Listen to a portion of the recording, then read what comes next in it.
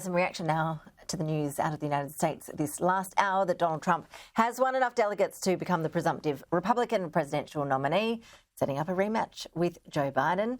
Joining us live is Graham Richardson, former Labor Senator. Richard, good to see you. Thanks for your time. Here we are again, shaping up for a Trump-Biden rematch.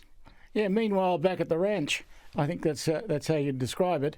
I think it's very disappointing for the rest of the world, let alone for 350 million Americans, to think that the best they can do are these two old men, one of whom has never read a book, and the other one can't remember what room he's in.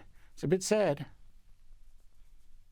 Yeah, what does it mean for us here in Australia, do you think? What would another Donald Trump presidency do for the deals on AUKUS, for example? I don't really believe it would change much. I know that Trump has this love affair with that murderous thug Putin, something I simply don't understand. But whether he has that or not, the whole Washington elite don't have it, and they would prevent him from doing anything stupid.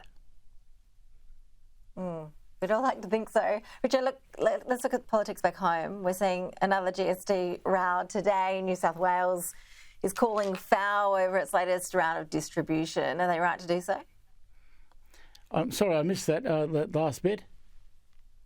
I was just wondering your thoughts on the GST distribution. We've seen the New South Wales Premier, Chris Minns, today saying essentially that this is a joke, too much money is going to Victoria and, of course, Western Australia.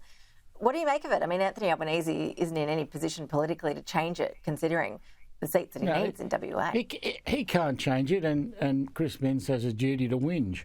And we've been hearing the same whinge for decades. It just goes on and on. Every year there's a complaint. The Western Australia gets too much, and it probably does, but so what? I mean, I don't think anyone in Sydney really feels terribly deprived because of what's happened in a way that the money's being distributed.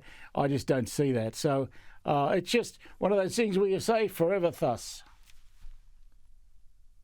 Yes, and well, Tasmania usually someone that gets a state rather that gets a better distribution as well. The campaign, of course, well and truly in earnest. Just a week and a half to go until Tasmanians go to the polls, and it's looking like a minority government could be the result.